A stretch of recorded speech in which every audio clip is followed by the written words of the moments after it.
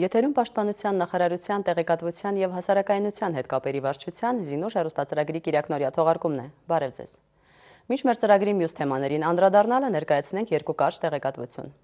Չեռնոբիլի աղետի 25-րդ տարելիցի կապակցությամբ փրկարարական աշխատանքներին մասնակցած Հայաստանի 68 քաղաքացիներ ապրիլի 26-ին պաշտպանության նախարարությունում պարգևատրվել են գերատեսչական մեդալներով, պատվոգրերով եւ արժեքավոր նվերներով։ Պաշտպանության նախարարի առաջին տեղակալ Դավիթ Տոնոյանը երախտագիտության խոսքեր ուղղելով միջոցառման մասնակիցներին նշել է, որ քառորդ դար առաջ նրանց գործած սխրանքը երբեք չի մոռացվի եւ ժամանակի ընթացքում նորովի կիմաստավորվի։ Հայաստանի Հանրապետության պաշտպանության նախարարությունում ապրիլի 26-ին մեկնարկեց հանրային կապերի եւ տեղեկատվության ազատության վերաբերյալ երկօրյա դասընթացը, որին մասնակցում էին նախարարության հանրային կապերի եւ տեղեկատվական քաղաքականության իրականացմանը ներգրավված աշխատակիցներ։ Դասընթացը կազմակերպվել էր Պաշտպանության նախարարության եւ ԵԱՀԿ Երևանյան գրասենյակի նախաձեռնությամբ։ Երկօրյա դասընթացի ընթացքում հայաստանյան եւ միջազգային փորձագետները հանդես եկան տեղեկատվության ազատության եւ տեղեկատվական անվտանգության խնդիրների, ինչպես նաեւ պաշտպանության ոլորտում տեղեկատվական քաղաքականության միջազգային փորձի վերաբերյալ դասախոսություններով։ Ապրիլի 28-ին Պաշտպանության նախարարության Վազգեն Սարգսյանի անվան ռազմական ինստիտուտում զինվորի մայր հասարակական կազմակերպության նախաձեռնությամբ տեղի ունեցավ կլոր սեղան քննարկում։ Քննարկման մանրամասները ներկայացվող տեսանյութում։ Միջոցառումը կայացավ Վազգեն Սարգսյանի անվան ռազմական ինստիտուտի հրամանատարության եւ Պաշտպանության նախարարության տեղեկատվության եւ հասարակայնության հետ կապերի վարչության համատեղ ջանքերով։ Կլոր սեղանի հիմնական թեման էր սպայի նկարագրի առանձնահատկությունների ձևավորումը բանակում եւ հասարակության մեջ։ Սակայն դրան զուգահեռ քննարկվեցին նաև բանակ-հասարակություն կապի ամրապնդման հետ կապված զանազան հարցեր։ Քննարկմանը ներկայ էին ինչպես զինվորական անվանի փորձագետներ, այնպես էլ ոլորտի այլ մասնագետներ, ԵԱՀԿ Երևանյան գրասենյակի ներկայացուցիչներ։ Միջոցառման կազմակերպիչները ողջունելով ներկաներին ներկայացրին քննարկվելիք հարցերի շրջանակը եւ կոչ արեցին առավել ակտիվ լինել քննարկման ընթացքում, որպեսզի այն հնարավորինս արդյունավետ լինի։ Այնուհետև բանախոսները ներկայացրին իրենց զեկույցները, որոնցում փորձել էին առանձնացնել թեմայի շրջանակներում առկա խնդիրները եւ ուրվագծել դրանց լուծման ճանապարհները։ Վերջում ներկաները ամփոփեցին կլոր սեղան քննարկման արդյունքները, որոնք կներկայացվեն Պաշտպանության նախարար Սեյրան Օհանյանին։ Ազգային բանակի զարգացման զուգընթաց 1996 թվականին հիմնադրվեց Պաշտպանության նախարարության սպաների որակավորման կենտրոնը։ Կենտրոն, որի գործունեությունը միտված է զինված ուժերի սպայակազմի մարտավարամասնագիտական ունակությունների հետագա կատարելագործմանը։ Երկամսյա դասընթացների շրջանակներում վաշտի հրամանատարները կենտրոնում ամրապնդում են զբաղեցրած պաշտոնի վարման համար անհրաժեշտ տեսական գիտելիքներն ու գործնական կարողությունները։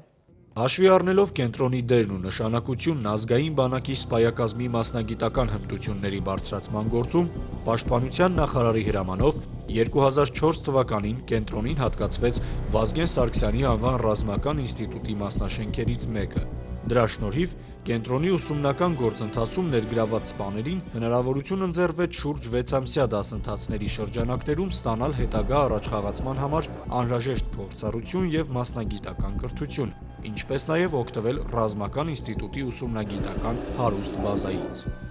Ռազմական բնագավառին առնչվող գիտելիքների տրամադրմանը զուգահեռ սպաների որակավորման բարձրացման կենտրոնում մեծ ուշադրություն է դարձվում նաև սպաների բարոյահոգեբանական որակների եւ ընդհանուր կրթական մակարդակին։ Այսպես, մասնագիտական առարկաներից զատ ուսումնական ծրագրերի շրջանակներում սպաներն ուսումնասիրում են փիլիսոփայություն, հոգեբանություն եւ քաղաքագիտություն, պարբերաբար այցելում են թատրոններ, մասնակցում են ռազմական ինստիտուտի առօրյա միջոցառումներին։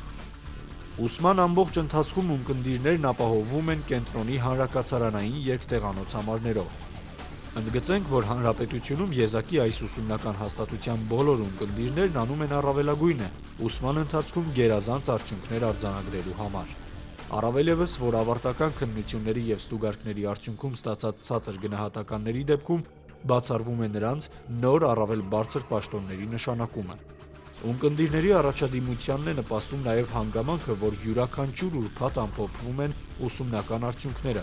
Դրանց ընթացքում կենտրոնի պետ Լյուդվիգ Հարությունյանի եւ ինստիտուտի հրամանատարի ուսումնական գծով տեղակալ Խաչիկ Խաչատրյանի մասնակցությամբ քննարկվում են մեկ շաբաթյա հատվածում գրանցված ուսումնական եւ կարգապահական ցուցանիշները, որոնք նաեւ համեմատվում են նախորդ շաբաթների արդյունքների հետ։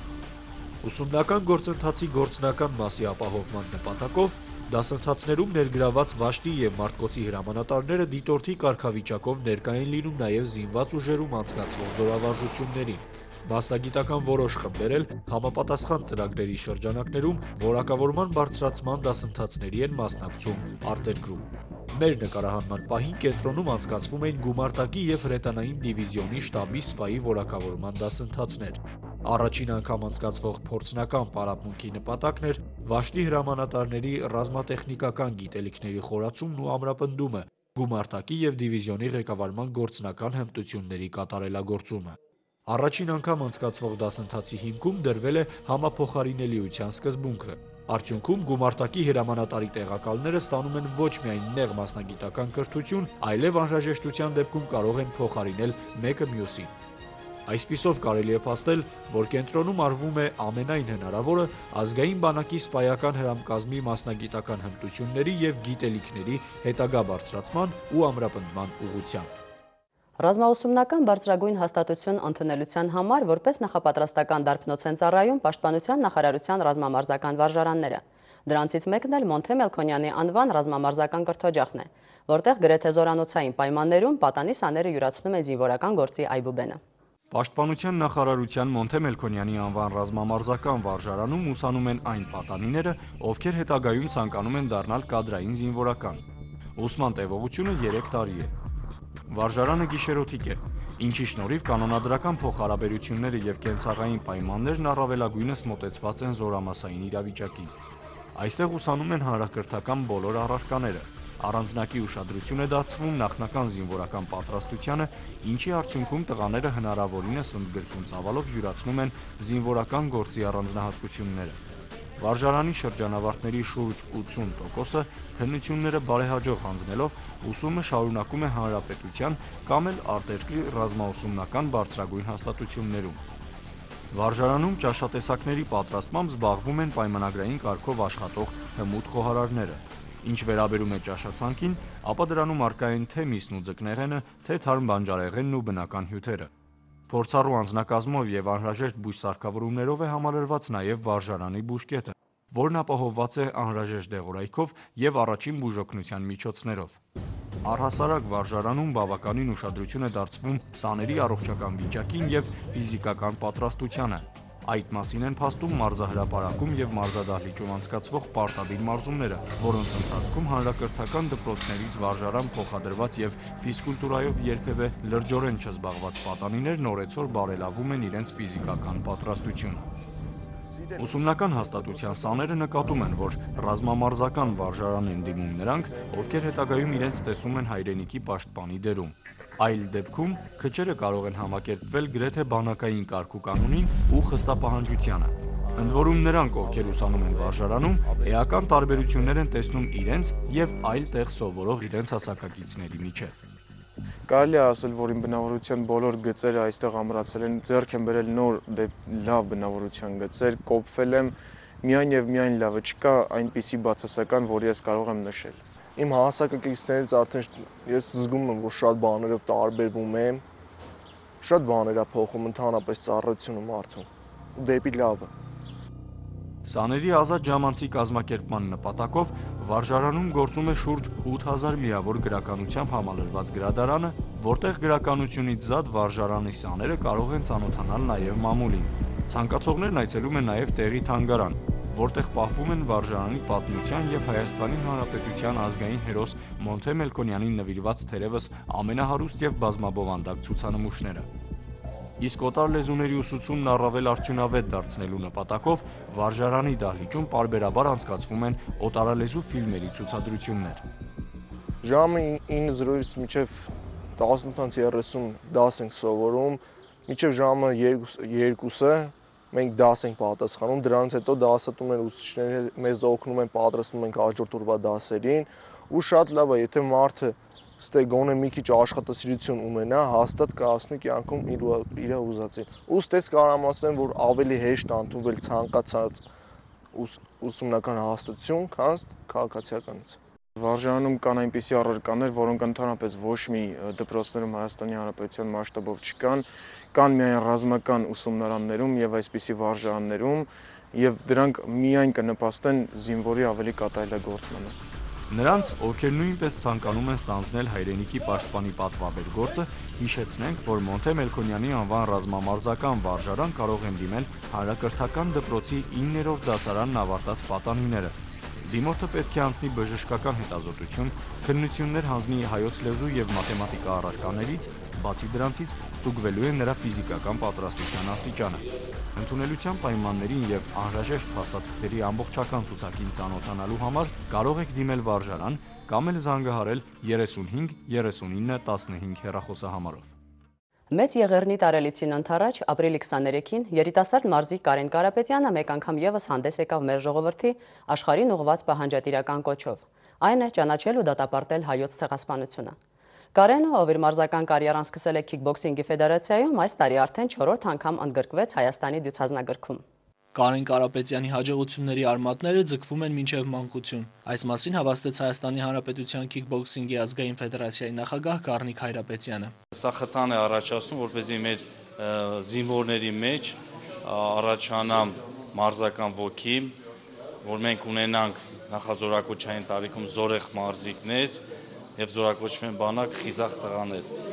Եվ մենք ամեն ինչ անում ենք քիքբոքսինգի ազգային ֆեդերացիան, որպեսզի նախազորակոչային տարիքի երեխաների մեջ ոգի ներշնչենք հայրենասիրական եւ ուղղորդենք բանակ։ Ես կարծում եմ, որ մեր զինվորները պետք է լինեն զորեղ, խիզախ, գիտակից եւ կայուն։ 2008 թվականին զինծառայության ընթացքում նկատելով Կարենի հնարավորությունները, զինված ուժերի գեներալ-մայոր Մելս Չիլինգարյանը որոշում է նրան աջակցել ու իրեն լիովին դրսևորելու հնարավորություն տալ։ Երիտասարդը տեղափոխվում է հատուկ նշանակության ստորաբաժանում։ Կարենը որովայնի սեղմում վարժությամբ իր առաջին ռեկորդը սահմանում է 2008 թվականի նոյեմբերի 5-ին հետախույզի օրվա առթիվ ու որպես երախտագիտության նշան նվիրում Մելս Չիլինգարյանին։ 2009 թվականի հունվարի 28-ին բանակի տոնի կապակցությամբ նա ցատկապարանով ցատկել է 6500 անգամ ու սահմանել նոր ռեկորդ եւ այն նվիրել զոհված ազատամարտիկների հիշատակին։ Անցած տարի էլ աշխարհի ժողովուրդներին ուղղված խաղաղության կոչով 3363 անգամ որովայնի սեղմում վարժությունն է կատարել։ Այս ռեկորդները գրանցվել են Հայաստանի դյուցազնագրքում։ Կարենը 1.5 տարի առաջ ավարտելով ժամկետային զինծառայությունը զորացրվել է, բայց գեներալ-մայոր Մելս Չիլինգարյանի ղեկավարած Չիլինգարյան-Մամիկոնյան տոհմ պատմաազգագրական հասարակական կազմակերպությունը մինչ օրս էլ աջակցում է երիտասարդին։ Նկատելով իրեն ես օգնել եմ որպես ծառայության ժամանակ ինքը զբաղվի նաև սպորտով, իր ֆիզիկական վիճակը պահպանելու համար։ Ես չէի կարող բարոյական իրավունք չունեի ուղղակի չազատելու, որովհետև երբ որ երիտասարդը ուզում է քննադատել ցեղասպանությունը, երիտասարդը իր կատարած ռեկորդը նվիրում է հանուն աշխարհի ժողովուրդների խաղաղության, ուղղակի պետք է մենք ուրախ լինենք եւ աջակցենք։ Դյուցազնագրքի կամ Հայաստանի արտասովոր գործունեության գրանցման հանձնաժողովի նախագահ Վարդան Թովմասյանի համոզմամբ Կարենին կարելի է անվանել դյուցազուն։ Կարենը հայտ էր ներկայացրել նախորդ տարվա ռեկորդը Գինեսի ռեկորդների գրքում գրանցելու համար, սակայն անհասկանալի պատճառներով հայտը մերժվել էր։ Իդեպ, մինչ այդ Գինեսի գրքում Կարենի վարժության ցուցանիշը դեռևս ոչ ոք չէր գրանցել։ Վարդան Թովմասյանի կարծիքով չի բացառվում, որ դա ունի նաև քաղաքական ենթատեքստ։ Կատարած վարժության մեջ կարող է մի փոքր թերություն գտնեն եւ այդ ռեկորդը չգրանցեն։ Եվ նրանք նույնիսկ պատճառաբանություն չեն բերում, ինչի համար չեն գրանցել ռեկորդը։ Զարզանթի դեպքը պատածողի վրա կատարած վարժությունը, որը անցկացվեց ակադեմիայում եւ այդ ռեկորդն նույնպես նրանք չգրանցեցին։ Կա քաղաքական աստար կարելի է տալ, որտեղ մենք ինչքան ուզում ենք ներկայացնենք հայ ազգի ուժը, նրանք ոնց որ ասած ամեն տարատեսակ ոչ